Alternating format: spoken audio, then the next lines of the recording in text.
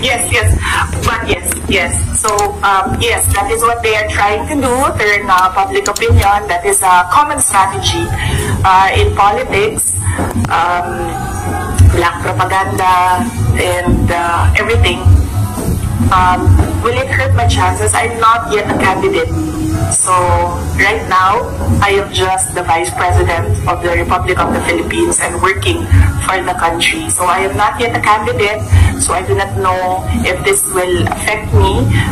Maybe my decision in 2026 will consider what is happening right now, but I cannot really say finality what will be the considerations for me to decide to run for president. As I said, just give me the last quarter of 2026. I think that is the best time for any presidential candidate to decide to run. What will you think to run?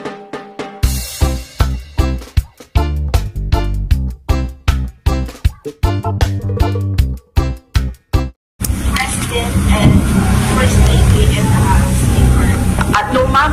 Buti na yung alam nila, ma'am, na pag namatay ako, hindi talaga ako, I will not die in vain. So after the 2028 presidential elections, then all of the attacks on the Marcos government which now is all connected to 2028. The last time, the sitting vice president, a very popular sitting vice president, was investigated for corruption allegations and refused to respond in the public forum. That time sa elections, and I'm referring to former Vice President Edward.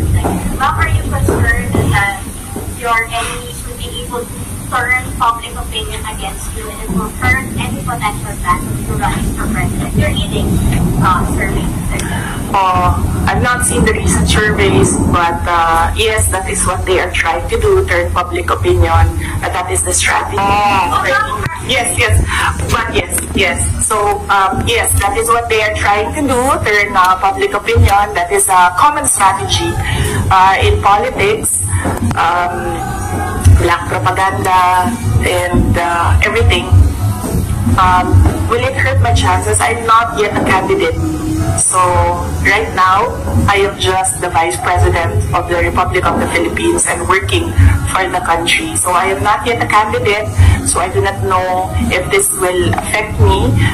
Maybe my decision in 2026 will consider what is happening right now, but I cannot really say finality what will be the considerations for me to decide to run for president. As I said, just give me the last quarter of 2026. I think that is the best time for any presidential candidate to decide to run.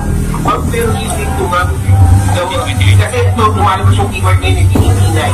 Parang kayo ginagawa ang Pinay yung dapat for former President Edward. Do you think ma'am, Pinay kayo ngayon kasi malakas kayo ngayon this survey and possibly inutuko nila kayo para mawala yung political counting nyo sa 2020? Yes, oo. Yan naman ang sinasabi ko eh. It's all, these are all political attacks. From the attack from the left on the confidential funds, the meeting with the Speaker of the House of Representatives, and the attacks on the budget, and the other attacks that you see in social media. So these are all directed to remove me from the race, yes, and then of course remove me from office. Ay, that needs a sit down. Ay, naku. So talaga, sasabihin ko sa'yo, you know, paano ko nalaman na gusto ni, na plano or gusto ni Martin Romualdez na mag-president? Ay, naku. Talaga. Sasabihin ko sa'yo. And it is personal knowledge. Kasi narinig ko talaga. I was there. So, kaya alam ko sa simula pa lang, narinig ko yun, okay. Wala lang din sa akin yon. Kasi lahat naman pwedeng tumakbong presidente. Diba? Ang hindi ko lang in-expect, yung gagamitin mo yung buong gobyerno para sirain yung isang tao. Yan din. Kailangan magdesisyon ng taong bayan. Gusto niyo ba ng Vice President Martin Romualdez? Yan ang tanong. Kasi, yan naman kasi talaga yung plano niya. So, kailangan mag-decide ng taong bayan if you want somebody sitting there na hindi ninyo binoto.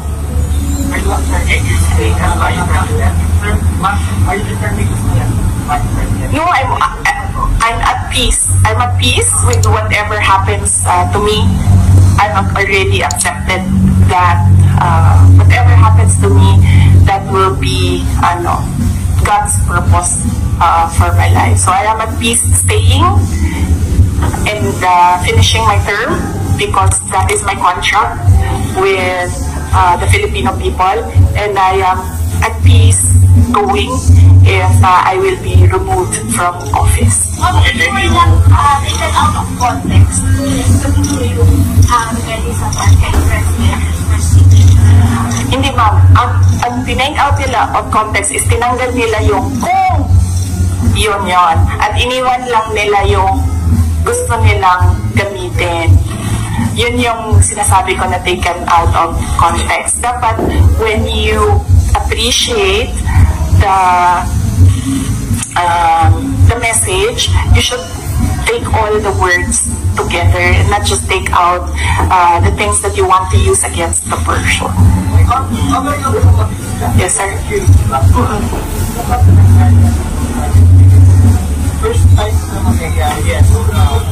Siguro itong klaseng step. Umabot sa ganito at saka kung katuloy yung inflation at saka sa mga kasi sa mga people, yes, sir.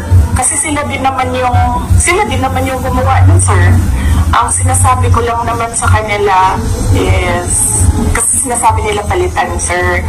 Mahirap kasi, security is fundamentally a trust and confidence position. So it's difficult to entrust your life to somebody you really do not know, and that's they just put there by somebody who you do not trust as well. So it's a very difficult position, and well, it's a very difficult position, and I actually pointed it out to the Chief of Staff of the Armed Forces of the Philippines. I told them that there is a line of succession. You're supposed to protect your number 2, your 1 and 2, because that is your reserve. Because one day, if you do not protect your 2, one day you have no 1. If you don't have a 2 and you don't have a 1, you don't have anyone. Diba? That is in the Constitution, and they are supposed to protect that line. Babalik na naman tayo.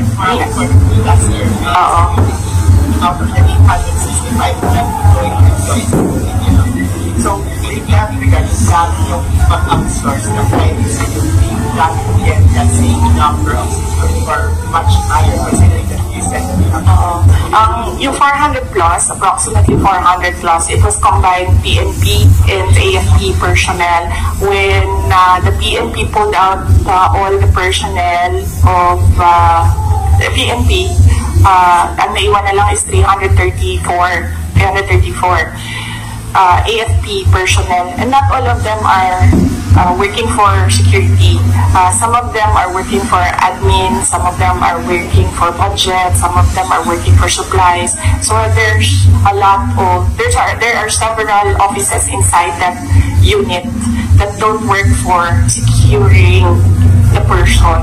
They work for operations of the entire unit.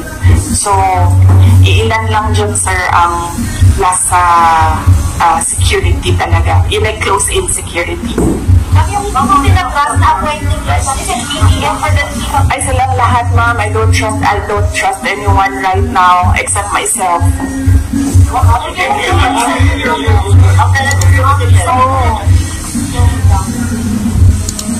ko na maalala.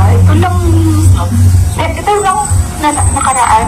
I think this week siguro or last week. I don't trust my memory on that, pero very recently. Yes. Thank you.